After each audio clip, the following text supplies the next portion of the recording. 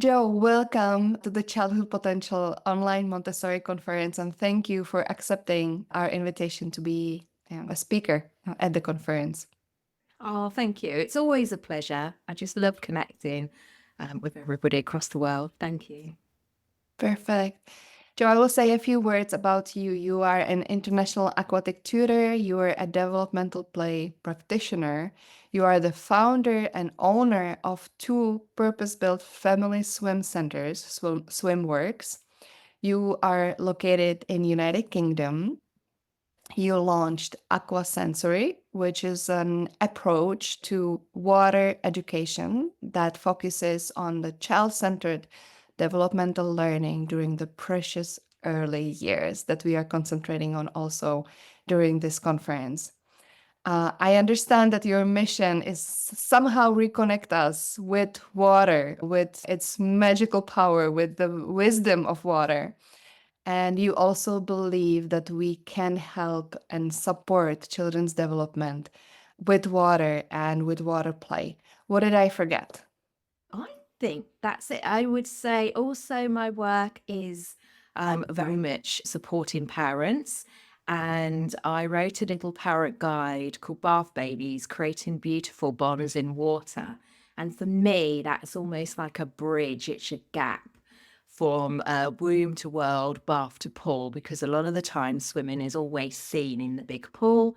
But for me, that beauty of water, to slow down, not rush, and have something in between, I've created something called a program and a parent guide called Bath Babies. So, Mm. Perfect. We will try to add a link to your yeah, profile so everyone can thank find it. you. Okay, so my first question, of course, is why do you consider water to be such a special element? And why do you connect it even with the ideas of Maria Montessori? Well, I think there are so many principles in Montessori that we can bring through today. It's so relevant. But water, I think people underestimate the absolute power of water. There is such an energetic expression, and I think that is often overlooked. Energy is really important because our little ones, they're non-verbal communicators and almost like experts. Well, vibration is actually their best language. So if we take even the principle of water being like our third teacher, it's rather than it's a new lens, it's rather than what can we do, it's actually what can we learn? How can we learn from the environment? What are we absorbing? And water naturally, and I think this is the word, naturally invites exploration. Water responds. I mean, it's not like a toy. If you splash it, it splashes you back. It has a responsive action. But also, water listens as well. There is so much like old science. Komodo knew that what we put in water was amplified. Our words were so important, our emotions. But then there's new science coming through as well to show us that what we put in water can actually be seen now. Peter Austin is someone that's leading the way. So I think Montessori showed us how important the environment was. And of course, when you look at water, I mean, water is life. Water is within us. It's everywhere, but it's so often overlooked. That's my thoughts.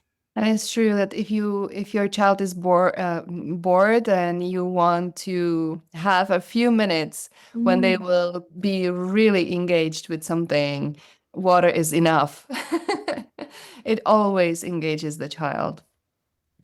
Yeah, I think we have a natural innate, it's a primitive pull that perhaps as adults we've forgotten, but our ancestors knew the beauty and power of water. And it's just treated like a commodity. There's not a lot of respect, but actually, children can just, as you say, spend hours just looking at the light and the sprinkles and just really have that detailed focus and attention, things that we've often sort of just overlooked, really. Mm. So how can we as parents use water to support our child's development effectively? I think water has a really nice way of almost like shining and acting almost like a magnifier. as I say, what you put in water, and a child's development can be, it's almost like more easily observed. When you think of water, it's almost like that immersive, that 3D. So let's take babies, for example. On dry land, yes, they can move, but they do have limited movement. Whereas in the water, they can move so much more freely. And it's whole bodied movements. We're holding our little ones as well with two hands. We don't often get the opportunity when we're on dry land of multitasking. So just the very physical, their motor skills, their tension, their control, how do they feel? Have they got is their core developing? Are they learning how to sit up? All those little mini motor milestones, because there's so many less distractions, it acts almost like a light. And children are able to, with our obviously supervision, play. And I think that's really nice to have a observation tool to almost use water to observe our children in their absolute free play. It's almost like that undiluted nature. That's why I love water and really thinking about how the child is developing. Mhm. So, how can we prepare the environment using water in some easy home, I would say, home possible, playful way to support learning? Yeah, always guided us to prepare the environment. And I think that's often just because water's there, we don't actually think about, preparing the environment. But actually let's stand back a little bit. As I say, water listens. So what intention would we like to bring to the environment? Can we prepare ourselves as well, be more mindful of our words, what we choose? Actually, we don't have to put lots in the water. I mean, it could be anything at home, couldn't it? It could be in the kitchen sink, it could be the shower, it could be the bath, it could be a pot. But I think sometimes we have a pull as adults to put lots of things in. But actually, the water, shall we start with the water itself? What can a child learn from just the water? Can they freely express themselves? Is there something that is that emotional that they want to sort of release? Maybe, they want to splash and crash and show their emotions like that, and the water will respond. Or be really soft and calm, and can we just allow children to just feel the water and tickle the water and see what that feels, and to bring softness through? So I like to start with intentions of preparing the environment, first of all, of just the beauty and body of water. And then, of course, to look around the home. Our little ones are sensorial learners, aren't they? Let's not forget the water is naturally multi-sensory. But of course, we can put things in that sink and so that they can explore above the water, below the water. We think about the mathematics and the science concepts and the speech and language. I mean, it's so meaningful and so rich. But I always start with a intention of respect and taking my time, and then adding in the layers appropriate to that child's development. You are also a strong advocate for hands-on learning and fostering independence. Mm. How can water play a role in these areas? If we take swimming, for example, you can't learn it through a book or a screen. It has to be that embodied learning and that physical learning. But actually, what tools can we bring in? And thinking about the principles of almost like little tools for little hands, making sure that things are a little bit more manageable for our little ones. And even at home as well, if they are want them to become independent learners, we can take the concepts and sort of water it down from the very start, and making sure that, rather than water be really high up and you have to reach up for the sink, or can we bring it down and look at areas where we can make water more accessible for our little ones? But something that is really important, we have to make it safe as well, because water's beautiful. It's a life giver, but it's also a life taker. So that's really important that we don't leave our little ones even in the most, smallest amount of water. But little hands, little tools will actually really support learning so much more, because swim things or things that we put in water tend to be just so big. And actually, if I'm really honest, it's a lot of the time plastic. I'm not a big advocator of single-use plastics and lots of things. So what can we look around our home to bring to the water that is much more respectful, much more ethical, resourceful, rather than just lots of just plastic that we're putting into the water? That would be my thoughts. You talked about that we shouldn't leave our children in the bathtub, for example, with even a little amount of water. Do you have any tips on what we can actually do with our children, for example, with the bathtub, to create mm, a nice relationship with the water for our child? Let's start again with just the water. I think our intention is to, bath bubbles, colors, toys. So can we not teach, but almost like guide our children to really respect and love water in just the water itself, first of all. But I mean, sometimes the baths can be bit sort of like, hard, and children don't automatically sometimes like to lie back. So let's just offer maybe in just a towel or support underneath the head or the body. If it's a baby, they're going to really enjoy that extra comfort and support as well. So very, very simple things. If we are in a bathroom setting, then again, let's go back to the prepared environment. What can we do to make it more of in almost like sensory harmony? Can we dim the lights? Because sometimes the lights can be quite glary, can't they? Let's look at distractions. Even the radio or the TV from a different room, we can filter that out. But our little sensorial learners need to, they're going to be picking up on everything. So minimal distractions. And then to look around, there's so much going on in the environment. Let's put that away. But in the bath at home, if we think about a little bit of a support that little ones can do and just immerse the ears on their back, that means that they can they experience a full-bodied relaxation? How many times do they actually are in their bodies? So we're not thinking about sensory overwhelm at home, but in order to be like sensory calm in their bodies, in their nervous system, sensory integration, back, neck, and spine alignment to really guide our children. Actually, a lot of the time they naturally relax. I think it's us sometimes, but can we observe them in their relaxation state and how that feels?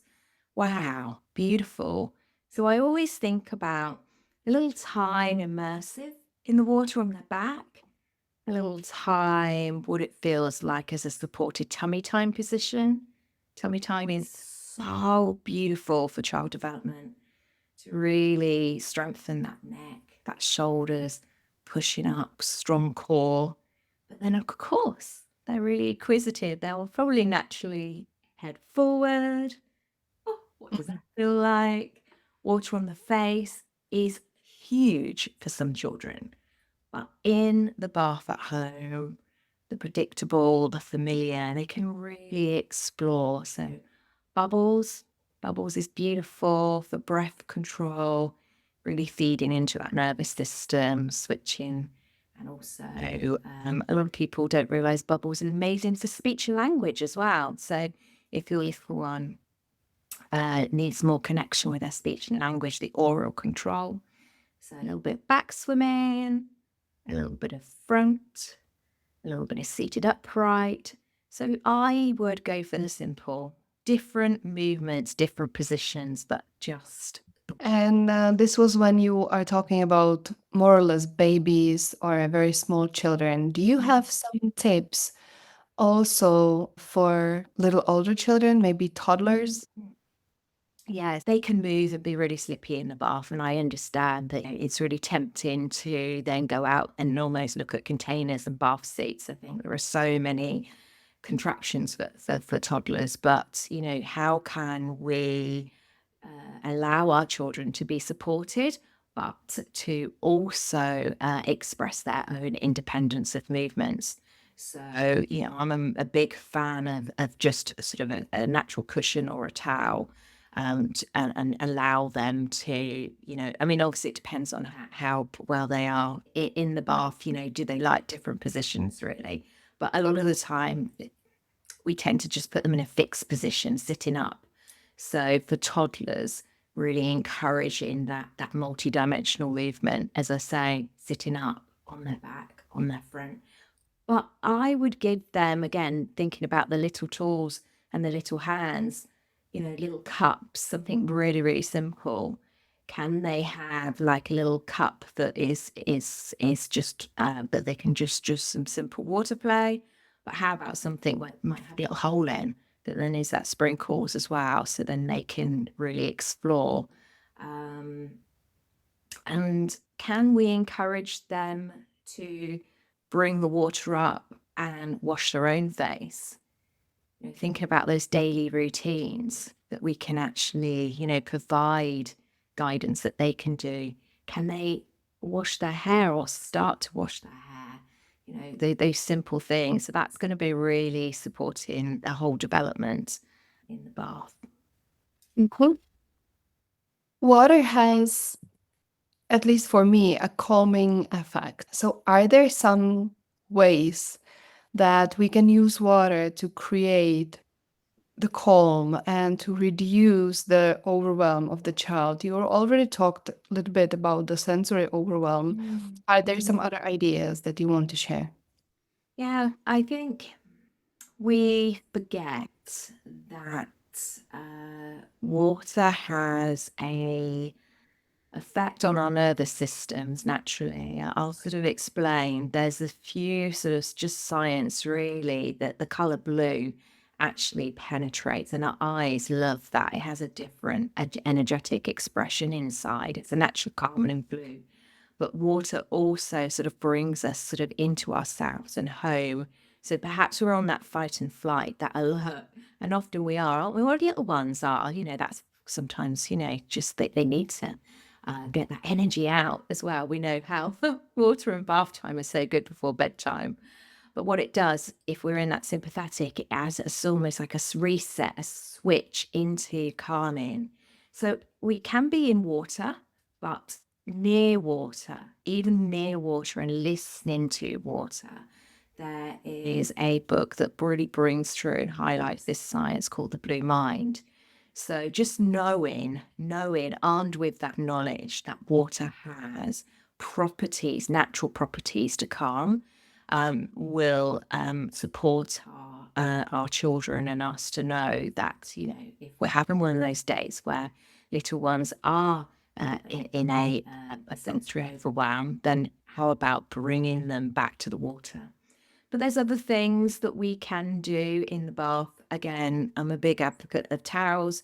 We can just dip them in the water. They act as a little bit of weighted blanket. So if you've got a toddler, just see what that feels like on their bodies. It can act as a nice little layer. For babies, bringing arms into midline for swaddles. But in actual fact, I have it when I guide my parents to be in the bath with their little ones as well, or siblings. It's not always an activity that we have to do by ourselves, And then that brings in so much more, doesn't it, of respect and conversations and bodies and life, So, yeah, there are so many beautiful things that we can really sort of spin off with water at home. When would be the time to start teaching our child to swim? When is the time to bring our child to the pool? There is a sort of expression, teach your baby to swim. And there are so many even baby swim classes, so much so in the UK, actually, there isn't any law or regulations that, there's no minimum age. So this might surprise you, but you can actually take your baby to baby swim classes almost from birth. And I really want to stand up for our babies and protect our babies and say, even though there's no minimal regulation, should we be taking babies of 1, 2, 3, 4 days old to a chlorinated big pool when their core hasn't healed? So I do think that, just because we can doesn't mean we should. So, in terms of really feeling into when is a good time for you, when is a good time for your baby, so many things we can do at home in the bath. If 6 and 8 weeks feels a good time to try a little bit, 10 minutes in a big pool, that's fine. But, it's about balance. Whilst you can take little babies, let's not forget, that if we are leaving it too late and your little one is 1, 2, 3, 4, then that actually they do need to be introduced to water at an early age. So, it's not an all or nothing. So I'd like to put an age on it. I love baby swimming, but it has to be on baby's terms. It has to be respectful. We need really nice, beautiful, warm water, and to be with us to be able to really have that relationship in water. What are the first steps in the pool for the baby to start with? Well, actually, in the changing rooms is where we can bring through our observation, our running commentaries. I think a lot of the time we just literally, baby's unwrapped, we're in the pool, and then it's like, hey, where am I? This is such a big experience. So, how about unwinding it and saying, and warming up our hands, acting as a cue. Are you ready? We're going in the pool. And then just really allowing that time, taking our time in the changing rooms, slowing it down, talking, having that really nice, explaining what's happening and what can they see, pausing, and then just be allowing them to be curious what they can see. And so they're really absorbing the environment, taking it all in, and then slowing it down the steps and then into the pool. And my first thing, rather than starting with any movement or song, is actually just to be together and walk around. And that's almost like for us as well. I think as parents, in the change rooms of trying to get everything ready, it's like, oh, there's so much. And then we're here, it's like, oh, we're here. But actually, that's time for us to come in our bodies and to have a check in and say, oh, yeah, I'm here. We're together. Let's have a little walk around. And then, predictable routines could start with just a nice little row or a song or movement. But for me, really tune in to the quality of how you are supporting your baby. We talk about holds, but they're not actually always holds. They are just support. So soft hands, soft voices. Can we really highlight that beautiful skin to skin? We talked about calming, bringing them around, having little water hugs is really nice and calming. So soft, slow, and if I was going to add something else in, because it's very much like water, flow. What can we learn from water to be in flow, inflowing ourselves, and really guide our children to really be in flow with themselves as well, self-expression. Thank you.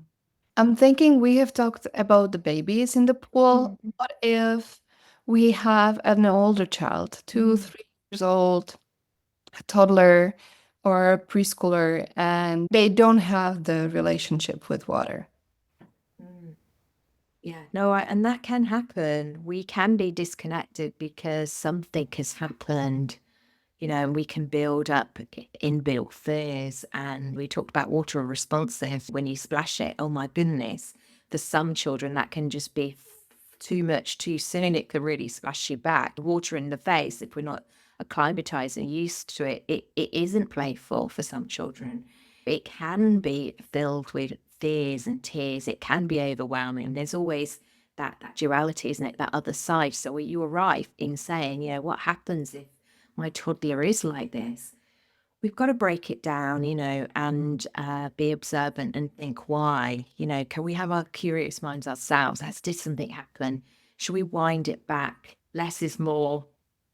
Can we be in the pool together, rather than a lot of toddler lessons that they're in the water by themselves? Can we be together? Can we strip it back and just make it through play rather than feeling like I'm teaching, it's a lesson? keeping them upright, it is good first of all, because a lot of the time when we're thinking of swimming in the pool, I look at ones that are either on their tummies or they're on their backs. But how about orientating up right first of all? That will give them a really good visual field.